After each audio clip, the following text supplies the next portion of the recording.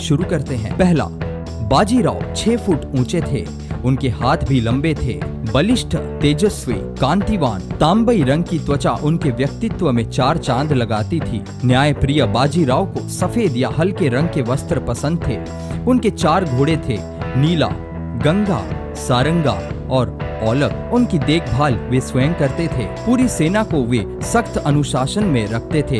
अपने भाषण से वे सेना में जोश भर देते थे। दूसरा, अमेरिकी सेना ने उनकी पालखेड़ की लड़ाई का एक मॉडल भी बनाकर रखा है, जिस पर सैनिकों को युद्ध तकनीक का प्रशिक्षण दिया जाता है। तीसरा, अटक से कटक तक केसरिया लहराने का और हिंदू स्वराज लाने का सपना जो छत्रपति शिवाजी ने देखा था, उसे काफी हद तक पेशवा बाजीराव ने पूरा किया। चौथा, 19-20 साल के युवा बाजीराव ने 3 दिन तक दिल्ली को बंधक बनाकर रखा।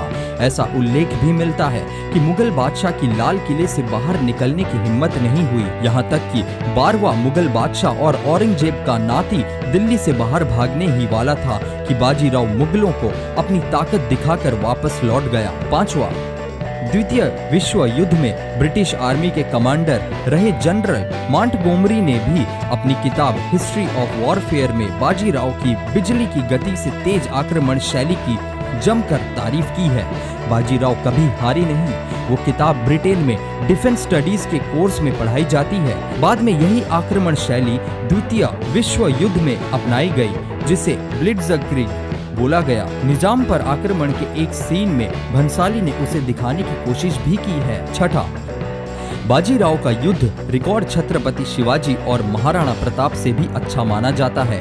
उन्होंने 40 से ज्यादा युद्ध लड़े और एक में भी नहीं हारे। सातवां, नर्मदा पार सेना ले जाने वाला और 400 वर्ष की यवनी सत्ता को दिल्ली में जाकर ललकारने वाला बाजीराव पहला मराठा था। आठवां, बाजीराव ने अगर गुजरात, मालवा, बुंदेलखंड नहीं जीता होता और नर्मदा व विंध्य पर्वत के सभी मार्ग अपने कब्जे में ना लिए होते, तो फिर एक बार अलाउद्दीन खिलजी, अकबर या औरंगजेब जैसा कोई शासक विशाल सेना लेकर आक्रमण करता। नौवां, बाजीराव को प्रतिभा की पहचान थी। उनके सिपाह सालार बाद में मराठा इतिहास की बड़ी ताकत के तौर पर उभरे। होलकर, सिंधिया, पवार, शिंदे, गायकवाड़ जैसी ताकतें जो बाद में अस्तित्व में आई, वो सब पेशवा बाजीराव बल्लाल भट्ट की देन थी। ग्वालियर, इंदौर, धार, देवास, पूना और बड़ौदा जैसी ताकतवर रियासतें बाजीराव के चलते ही अस्तित्व में आई।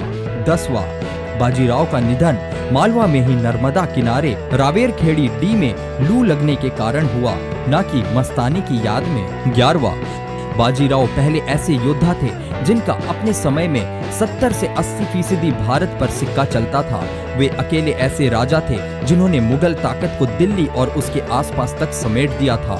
12वां, पूना शहर को कस्बे से महानगर में तब्दील करने वाले बाजीराव बल्लाल भट्ट ने सतारा से लाकर कई अमीर परिवार वहां बसाए गए। 13वां, बाजीराव ने निजाम, मुगलों से लेकर पुर्तगालियों तक को कई बार शिकस्त दी। 14वां, शिवाजी के नाती शाहूजी महाराज को गद्दी पर बैठाकर बिना उसे चुनौती दिए पूरे देश में उनकी ताकत का लोहा मनवाया था बाजीराव ने। 15वां, पहली बार हिंदू पद पादशाही का सिद्धांत भी बाजीराव प्रथम ने दिया था। हर हिंदू राजा के लिए आधी रात मदद करने के लिए तैयार थे वो।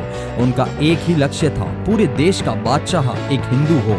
16वां, बाजीराव की फौज में कई अहम पदों पर मुस्लिम सिपाह सालार थे, लेकिन वो युद्ध से पहले हर हर महादेव का नारा भी लगाना नहीं भूलते थे। 17वां, बुंदेलखंड की रियासत बाजीराव के दम पर जिंदा थी। छत्रसाल की मौत के बाद उसका 1/3 हिस्सा भी बाजीराव को मिला। 18वां, बाजीराव धर्म प्रेमी भी थे। उनके नाम का एक घाट वाराणसी में है जो उन्होंने 1735 में बनवाया था। 19वां, कच्छ में उनका बनाया आईना महल है, तो पुणे में मस्तानी महल और शनिवार बाड़ा पाएंगे।